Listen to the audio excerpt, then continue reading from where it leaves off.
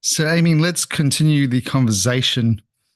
The Something that's really piquing my interest at the moment is the connection between the microbiome, microbiota, if you want to say it that way, and also that connection with skin health. Because I think a lot of the audience are perhaps, trying to optimize the way they look in terms of, anti-aging benefits, aging gracefully. So, what's the connection between the skin and the skin microbiome, and how can we optimize this? Because from reading your bio, you do have some expertise when it comes to acne, skin disease, and the skin microbiota. So I'll leave it up to you where you want to take that sort of question.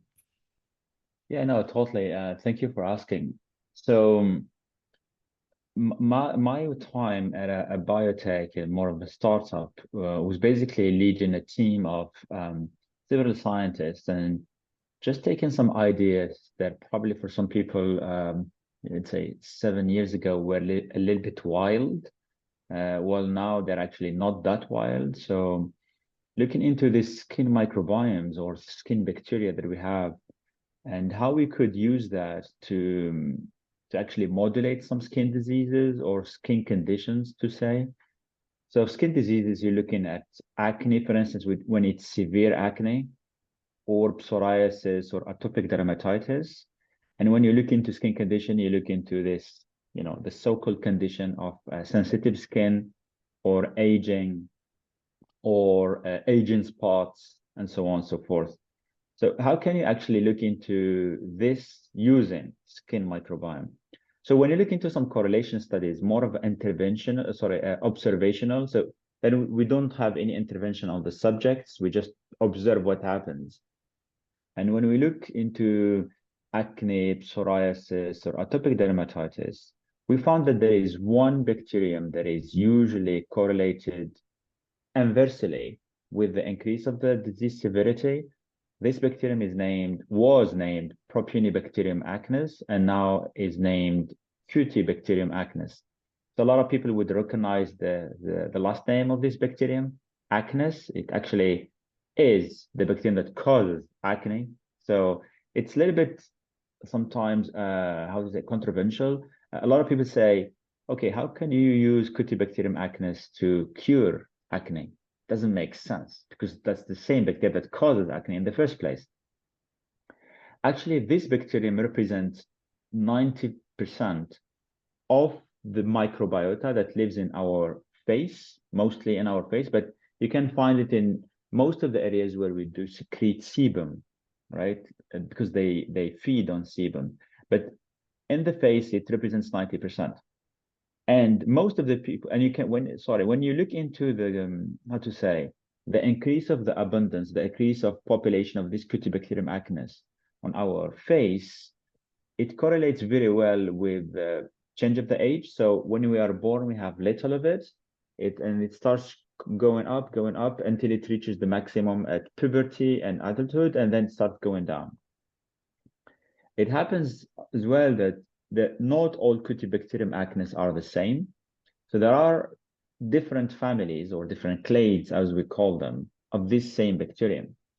So when we're trying to study this in my previous company, that has now been acquired by the giant cosmetic company, Beiersdorf, a German company. We were trying to understand, okay, are all these Cutibacterium acnes harmful and causing acne, or are some of them which actually can reverse acne? So luckily, we find some of the mechanisms where some of these Cutibacterium acnes could not cause acne, but rather reverse acne, meaning they would outcompete on some food sources with the harmful Cutibacterium acnes and block them from using that food source and hence reducing acne. Similarly, the same bacterium is actually producing one of the most potent antioxidants called, it's a protein called ROXP. It's actually, the protein is ranked number 3 on the level of the whole existing antioxidants in the world. And number 1 being dragon fruit, which is the most potent antioxidants you could find on the planet. And this ROXP is number 3 in terms of potency. So it's really potent. So one of the study was done by Rolf Lud, who's the first one actually, who studied this protein ROXP in Sweden. And he looked into the quantities of this antioxidant on our skin, right? And he would find that they would have higher quantities on the face and lower in the other body sites. It also correlates with the presence of Cutibacterium acnes. So you would have higher levels in the face and lower in the other body sites. It also correlates with the abundance of Cutibacterium acnes over time, meaning that if you're younger, you would have less of ROXP and less of Cutibacterium acnes. And with time, it goes up and then it goes down. So when it comes to aging, aging is also correlated with lower antioxidant potential of the skin itself. So your skin has, obviously, when you're exposed to ultraviolet or like this, solar rays and so on, this what affects the skin elasticity, the skin moisture, the skin humidity, the skin barrier function, which is basically how the skin is reacting to all these pollutants that we get outside. And antioxidant potential or responding to this oxidative stress is number 1 on the list of what you should be taking care of, right? So because you have a reduction of ROXP with age, you have a reduced resistance to oxidative stress, and you get all the wrinkles and all the aging spots that you would imagine, right?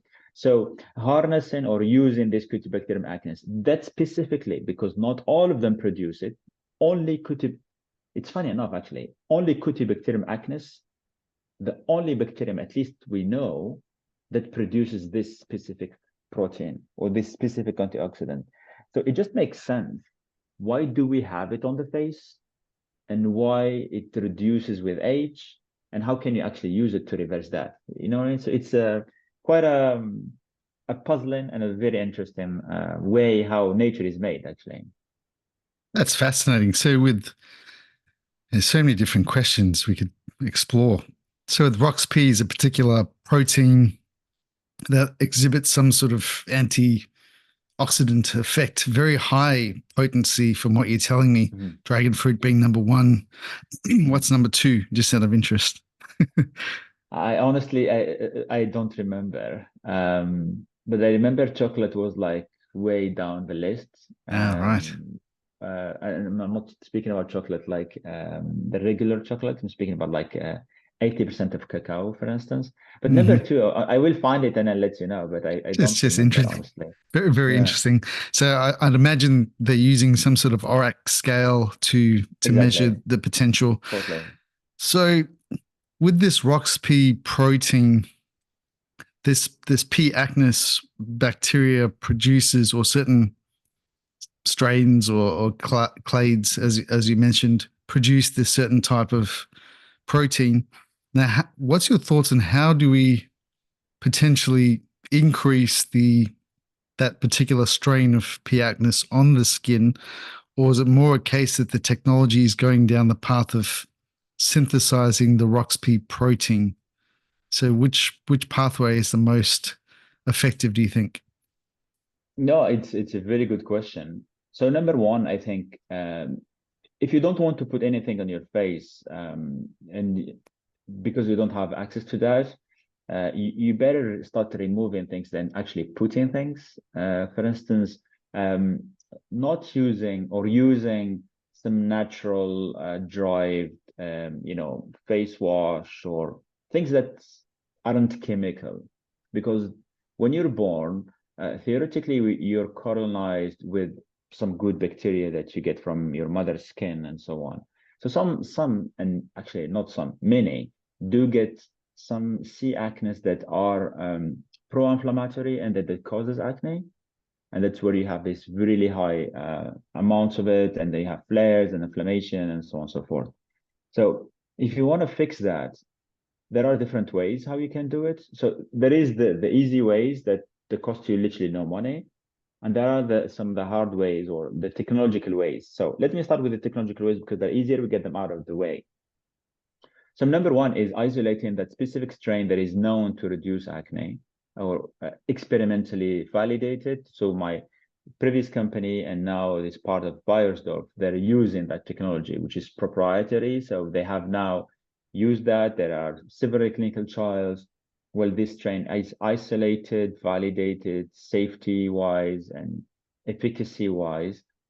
And now they're using it into other clinical trials to obviously develop it into a product that goes into cream or an oil and what so that people can apply it and it reduces acne per se. So simple, you would find the bacteria that actually can reverse acne, whether that's C. acnes or any other bacteria.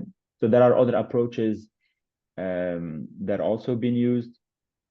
One company in France actually, they actually signed a very big deal with GSK, several hundred millions in terms of milestone payment, where they're using precision phage therapy. So they really take some phages using CRISPR-Cas9 with this molecular scissors to tweak those phages and to specifically target the C. acnes that causes acne on skin. So meaning they're not using antibiotics or corticoids or whatsoever. They're just literally targeting some specific strains on the face. I mean, for this to get to market, you need to wait a little bit. Obviously, if this will come as a therapy. However, the first approach I told you is isolating some natural curing strains that are known, validated to stop acne.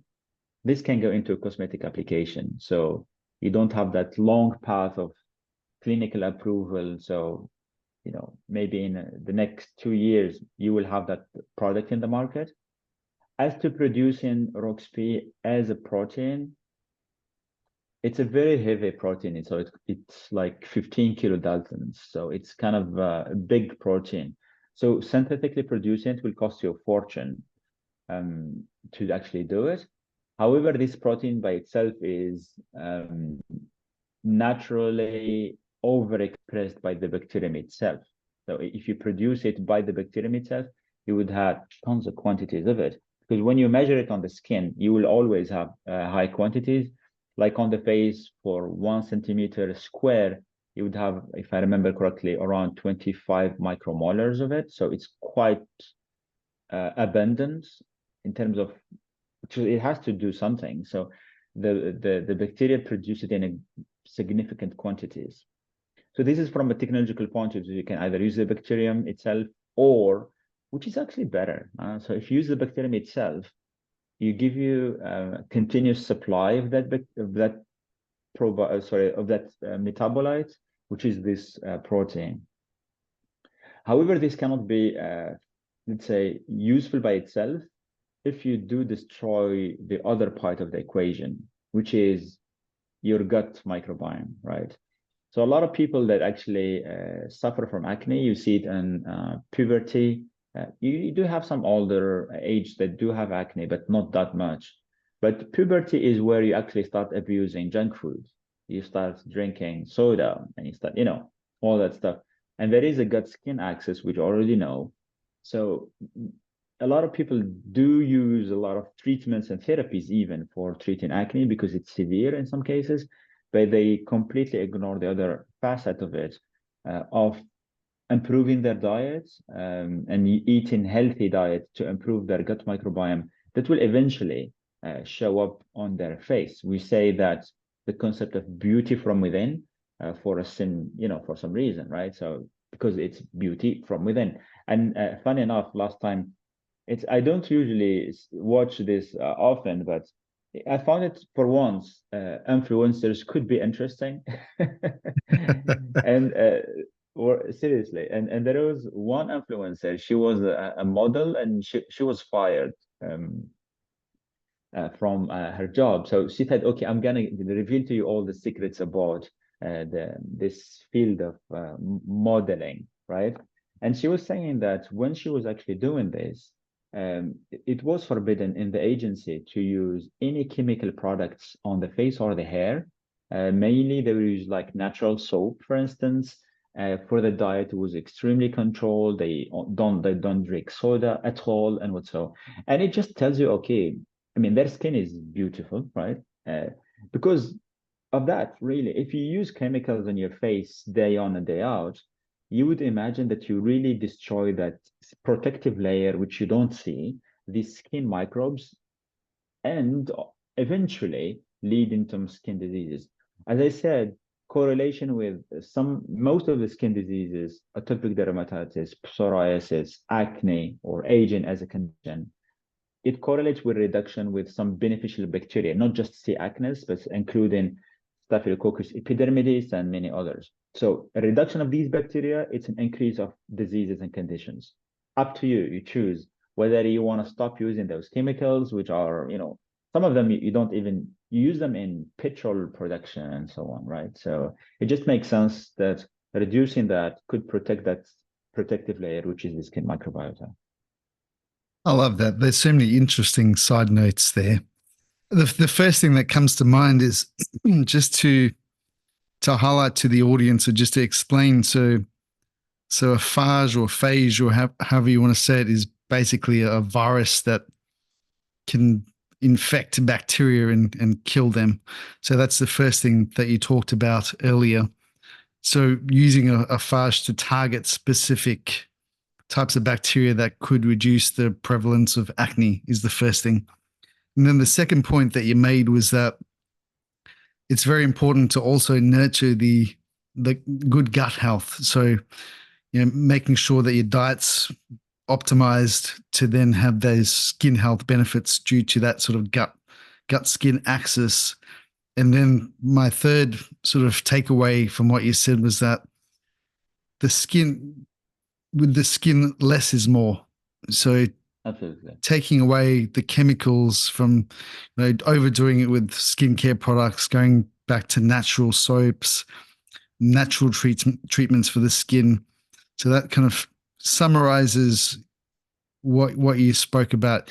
Is that fair to say? 100%. And I think if I would add another thing that I didn't mention, is also we're living into this built environment where we're not exposed to nature. We're mostly in the inside as opposed to the outside. And we don't meet those microbes. They're nature by itself, and they offer. You just need to go outside and nurture those microbes. I mean, you don't. So I remember I've seen as well, and actually it was on the main news in France, where they've seen one monkey. I don't remember which one of that was in the Amazonia. And for the first time ever, scientists had observed that that monkey cured itself. It had a really severe skin injury on the right eye, like really bad. So what this monkey started doing, it took some leaves from some trees. They didn't mention the name of those trees, and over the day start like chewing that leaves and putting them on this injury on the skin. And when they showed the last picture of that monkey, it 100% healed. Like, it's just amazing to see that. Like, so nature by itself is actually offering some of the remedies that we could benefit from. You just need to go outside, play, go under the trees and immerse yourself with those microbes, not just for your skin microbiota, but it's just beyond. There is one of my interviewee when I did the Microbiome Mavericks. His name is Marco Van Es. He's the founder of the Back to Nature Foundation. So he had spent more than 20 years working in the probiotic industry. But at some point he said, listen, probiotic are good and I'm not denying their benefits, but I think there is other ways that we could improve human health and microbiota specifically by actually going to nature. There are many studies showing that you going back to nature, meaning that's playing outside with your kids, playing with dogs outside, increases the diversity of your gut microbiota. We already know that fruits and vegetables, microbes contribute by up to 2% of the gut microbiota ecosystem. So if you just consume fruit and vegetables, I mean, you don't wash them with soap and say they contribute. They wouldn't. You just need to consume them naturally, probably wash them with just some water and then just eat them as they are. So it just gives you some diversity additional to what you already have. So going back to nature to say, can definitely increase your diversity and keep it healthy for skin and gut and beyond even. That's a wonderful summation. And before we move on to the next topic, I know we're sort of recommending going down that natural path. Some people might be interested in particular brands of skincare products that are coming into the market. And you mentioned a few sort of top line companies that are involved in the research, but is that translating to any commercial products that people can get a hold of now? Absolutely. There are quite a few, not too many though, but quite a few companies actually leveraging the science that exists and turn it into products. And to be honest, the gut microbiome, let's say research translated into one product, which we already know, or two, probiotics and prebiotics. So they're mostly used for improving gut microbiome diversity and so on.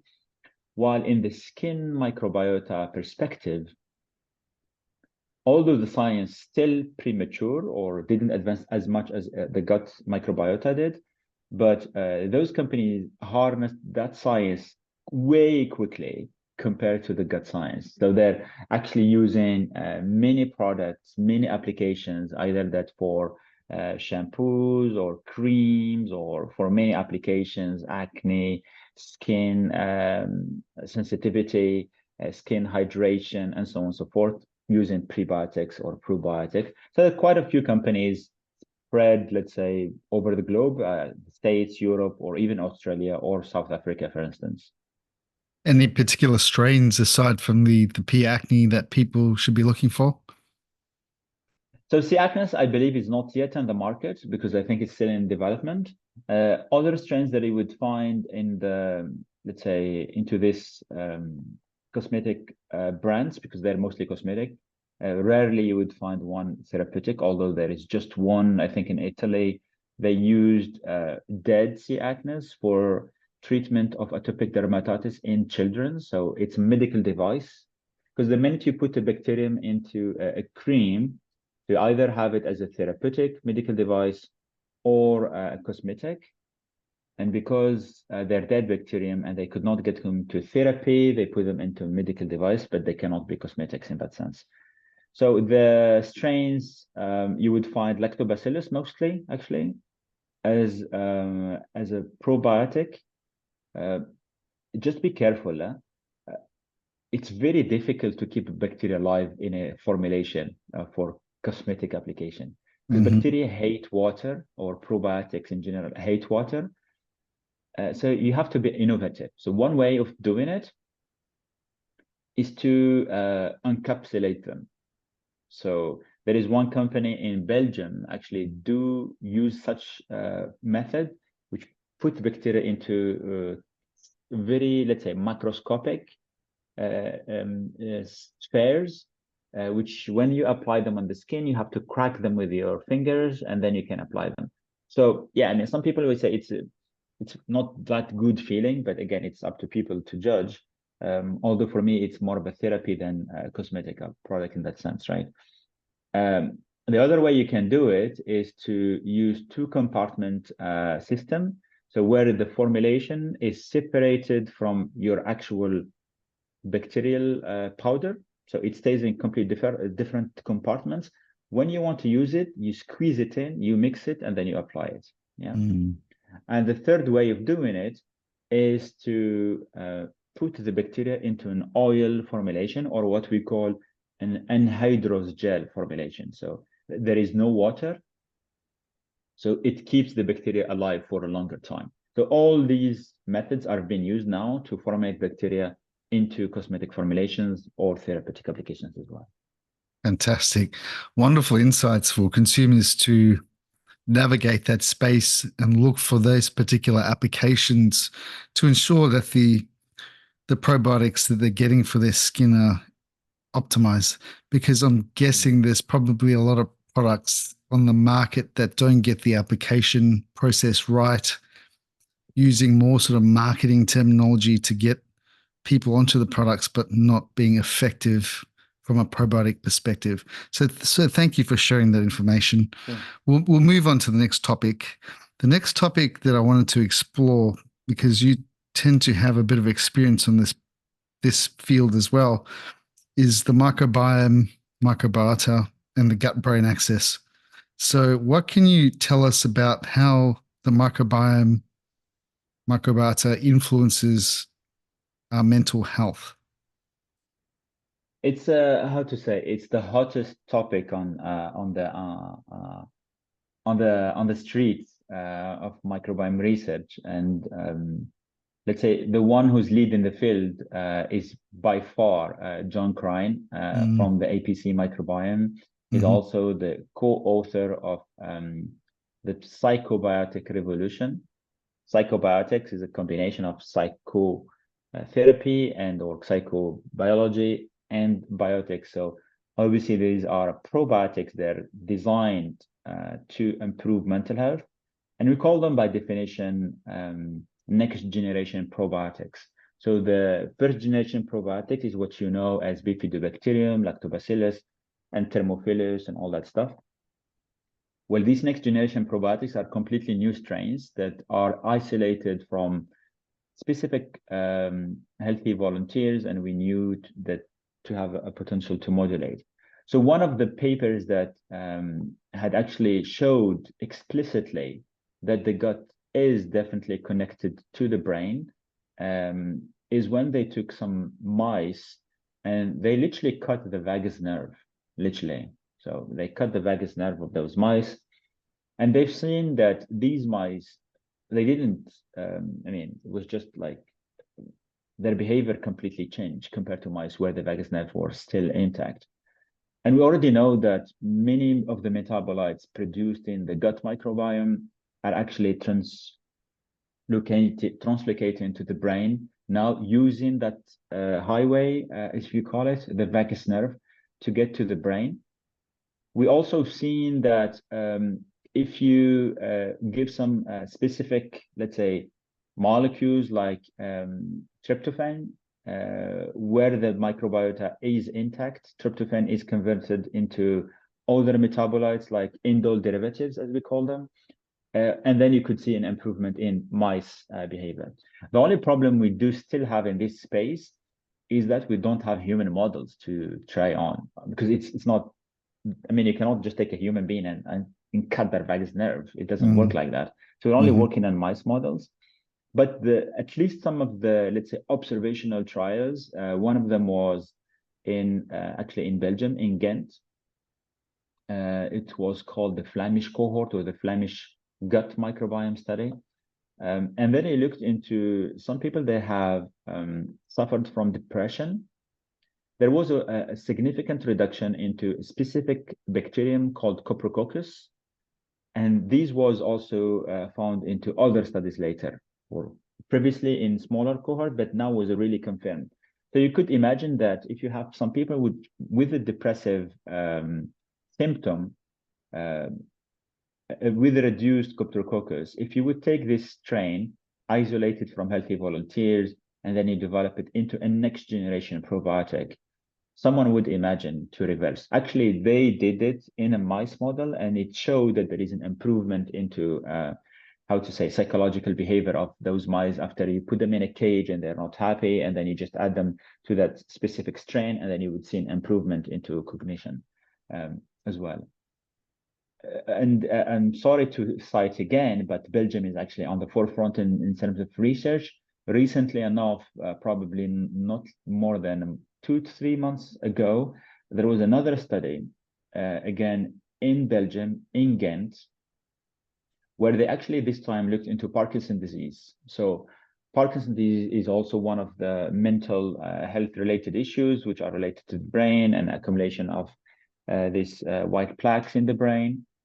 What they did this time, they didn't use next generation probiotics, but they rather used fecal microbiota transplantation. Not sure whether we exposed this earlier, but fecal microbiota transplantation is basically taking poop from healthy people and transferring that to diseased patients 3 different ways. It could be just with a syringe through an enema or it could be just because this poop was, let's say, industrialized and put into pills that you could swallow, and then you can colonize your colon and so on. So what they did, I think, was around 84 patients with moderate Parkinson's disease symptoms, and they looked into the motor score, like how effectively did these people regain their, let's say, movement and motor, because Parkinson's disease, they do suffer from that. And they looked into other secondary outcomes like constipations and transit, colon transit, and so on. And funnily enough, when these patients received FMT from these healthy volunteers, they did improve for some parameters, including the motor and the transit that come along with. So we are now in, let's say, in the beginning of the S curve of modulating the gut microbiome to improve mental health through different modalities and next generation probiotics or this approach of FMT. And it appears to work, honestly. It appears to show really significant improvement. So I think there is still research to be done, but it's a quite, how to say, as the book says it from John Cryan, it's the psychobiotic revolution, because I think it will be a revolution soon. Oh, that's amazing. I should mention to the audience as well, I interviewed Professor Ted Dinan, the co-author, probably about 7 years ago, and it was a fascinating conversation. So yeah, if you want to go back and listen to that older episode and where this science kind of started, I'd love to have the other author that you mentioned on, because he seems to be very active in that space, certainly. absolutely. But I haven't been so blessed to get him on yet. But I do hope at one day. Have you had him on your? Have you had him on your? Not yet, No. not yet. But I definitely I preach here on this microphone to get him, that you get him first, and then I get him second. I'm sure he's a very busy man for sure. And that Indeed. was Professor John Cryan. John Cryan. Yeah, he's one of the OGs as well in the psychobiotic space for sure. Yeah. So fascinating. So you mentioned a couple of probiotic strains. There's known ones like the Bifidobacteria, the Lactobacillus, and also I think you mentioned the Coprococcus strains. So is there any idea from your research looking into the data as to what mechanism of action elucidates this mental health benefit? I think the problem is that there are multiple factors that could influence, so you would never pinpoint it. And honestly, I never tried to pinpoint a specific mechanism of action in the space of the microbiome, because there are so many variables. If you go look into the gut microbiome, there are, I don't know, like for a person lambda, you would have between 250 to 350 different strains that person would have. This is not to mention the host genetics and the host immunity, the state of mind, the diet, where you live, and so on. So many. But when it comes to the gut-brain axis, there is one particular pathway that it seems to have a very interesting influence that is now used into other applications such as longevity and so on and so forth, which is the one that I've mentioned earlier, the tryptophan metabolism pathway.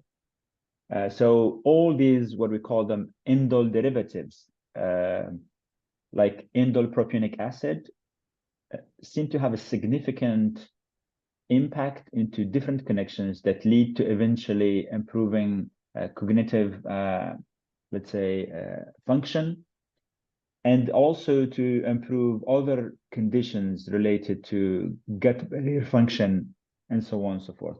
So the gut barrier function, you have to think of it as a barrier to all the harmful molecules that would transfer from the gut lumen to the bloodstream, and then eventually spread over your body, but eventually reach the brain.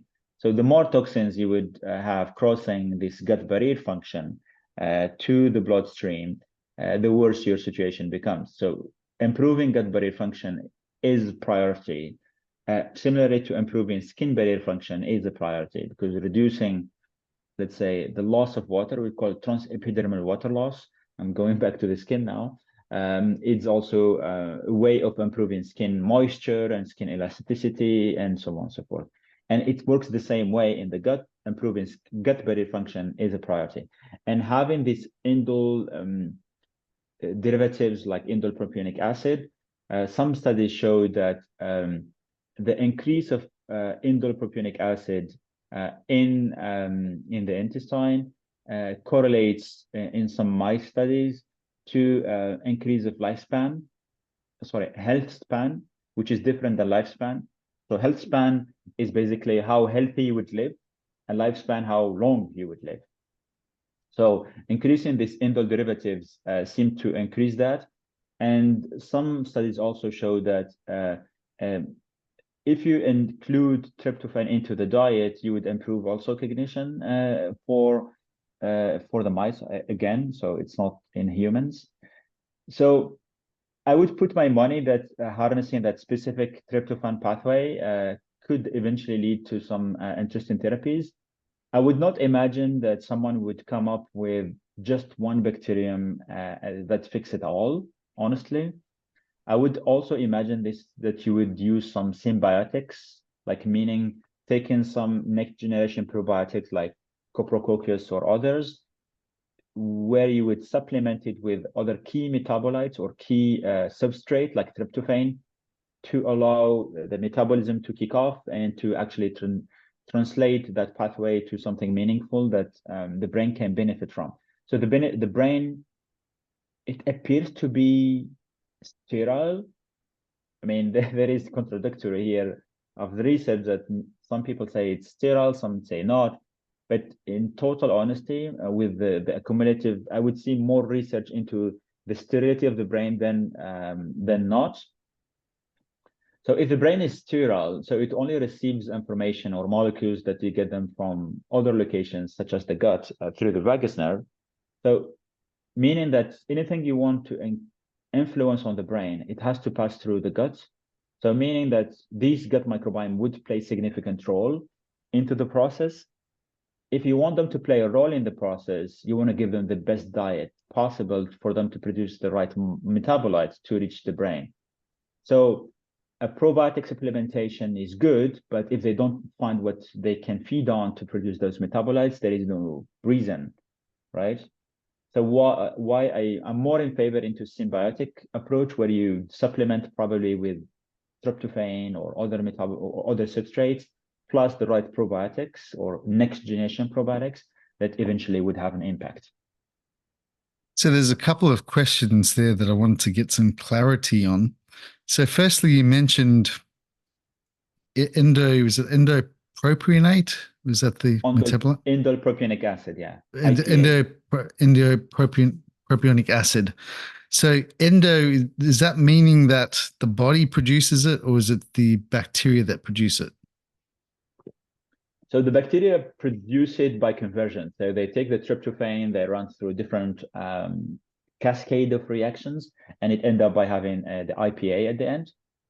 But they don't produce it by themselves, right? So they have to have a substrate, which goes through different cascade of reactions, and then you end up by having the IPA. Right, I gotcha. So yes, you're right. So IPA is, I didn't connect the IPA to the full chemical name, but this is a known metabolite that could potentially impact or benefit mental health. I think I've seen some data around chestnuts as well, and some other sort of foods that or rye is another one that can help the bacteria produce more of this particular metabolite. So that's really interesting. So in terms of this tryptophan, so are you saying that tryptophan is one of the earlier sort of substrates and then it gets kind of converted into IPA? Totally. So the tryptophan is the start of the chain of reaction, and then there are multiple. I believe there are at least 2 different reactions in the process that leads you to finally reaching the level of IPA. At least one reaction is 100% controlled by bacteria, and the second one I don't remember exactly. But so what you need to know is that getting food rich with tryptophan can only benefit your mental health. I mean, the science needs still to prove it, and all the research behind from mice needs to translate to human. But tryptophan should be in your priority list in terms of amino acids that you should be taking from different sources.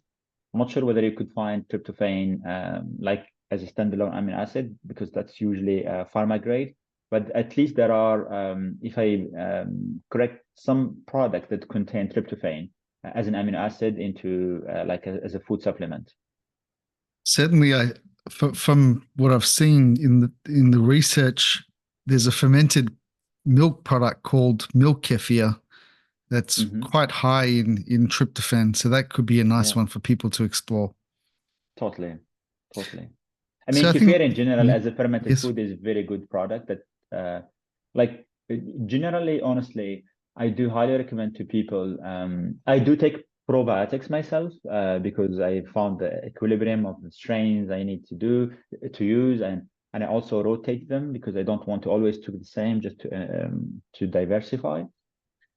But I highly recommend to people using, let's say, low-tech products like fermented foods, kefir, yogurt that you would make yourself at home, fruits and vegetables that you can tolerate, because some people in IBD or IBS, they cannot tolerate or fruits and vegetables.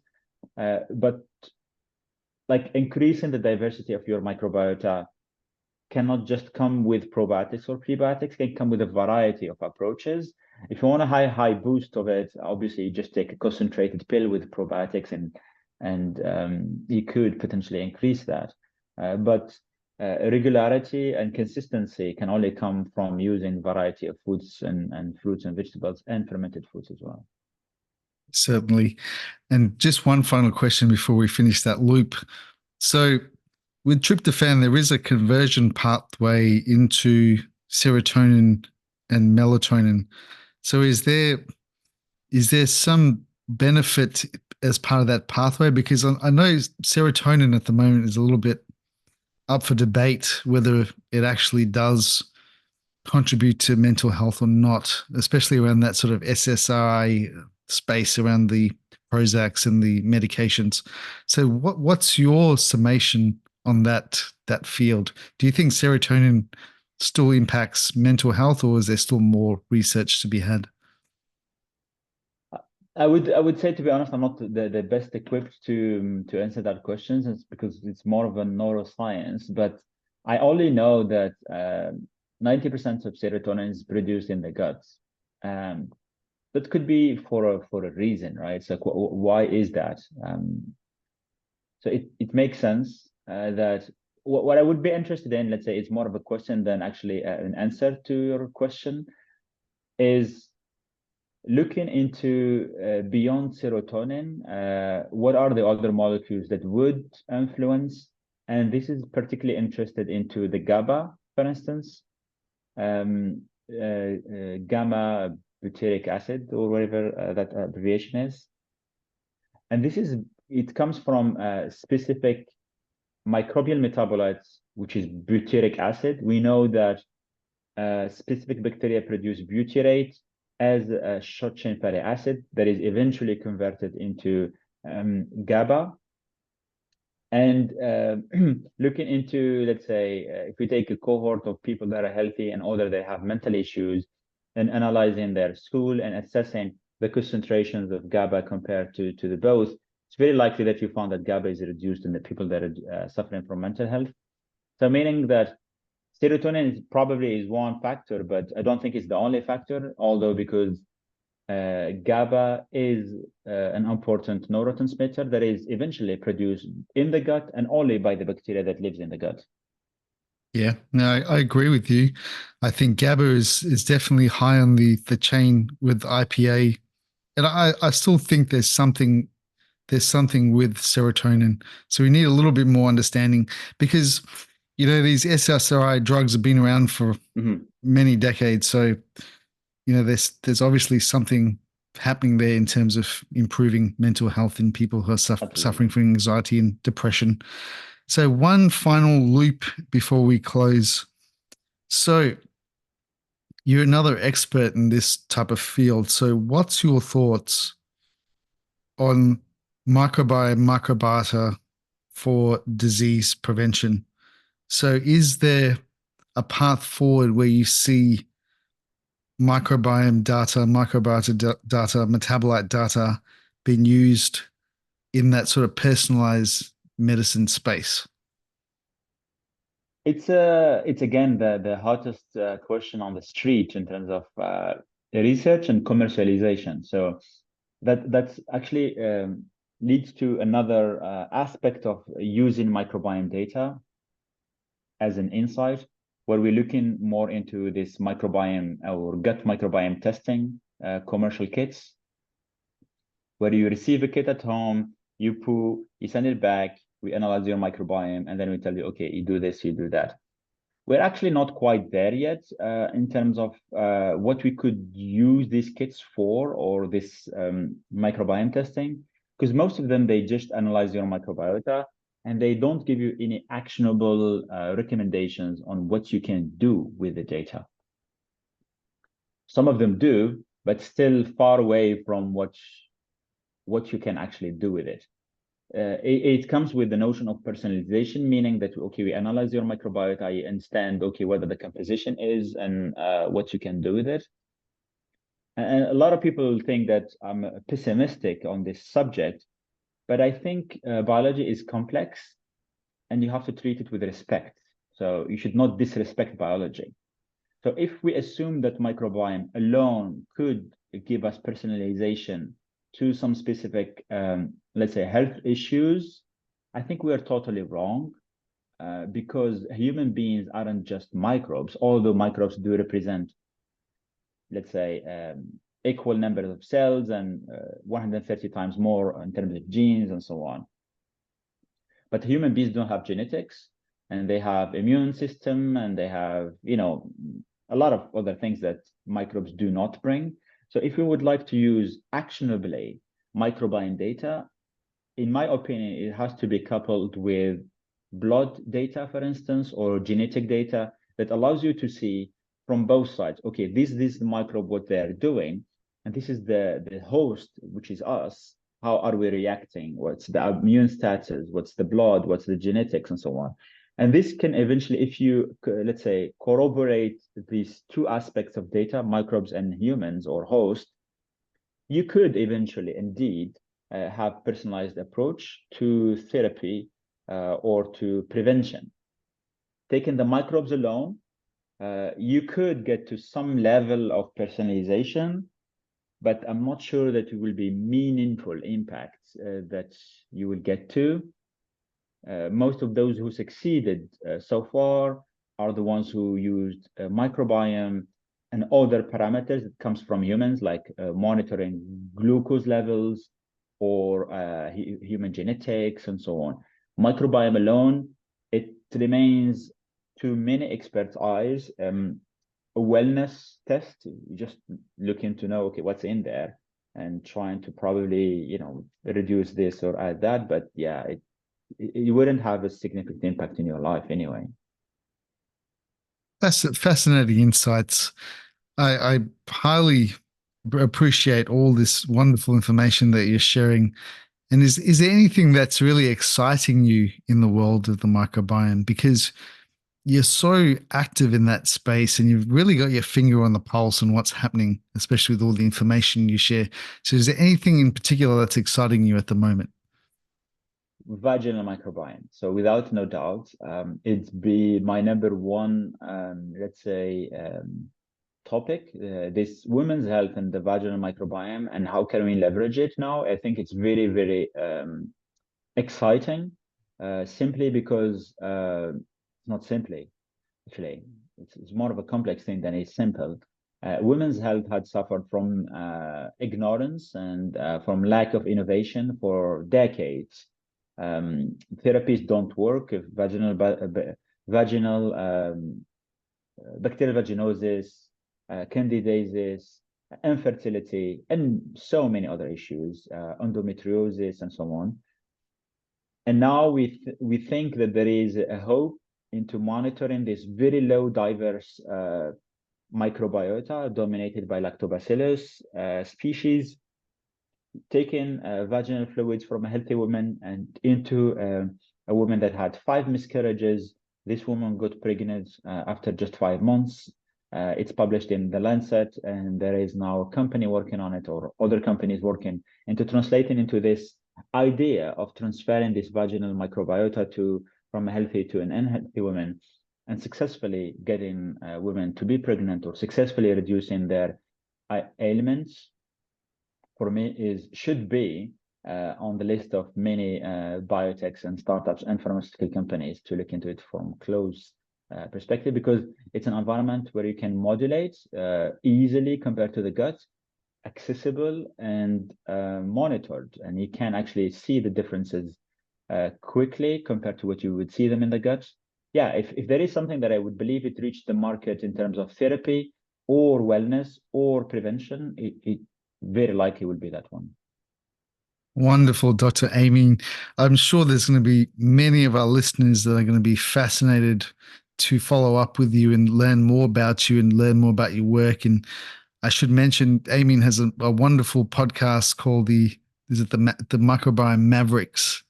Yes. So highly recommend people check that out. And if people want to reach out to you, how do they find you, Dr. Amine? They listen to this podcast, and thank you, Kriben, for having me. It was definitely a pleasure, and it's I'm back anytime. Feel free to call me. Obviously just listen to the Microbiome Mavericks podcast, or find me on LinkedIn. I'm, as you said, active. So just type my name, Dr. Amine Zorgani, and you'll land only on my name. So. Wonderful. I'm sure your LinkedIn is going to be swamped, hopefully, after this podcast. So thank you for having me. And obviously your podcast as well. So if there's one thing you could do for your gut health today, I love to end on this note. What would it be, Dr. Amine? Prepare my fruit smoothie that's rich with blueberries, strawberries, and that's the thing that I take every morning. So that's what keeps me energized during the day. Wonderful. Thank you so much, Dr. Amine Zorgani. Thank you, Kriben. Take care. Thanks.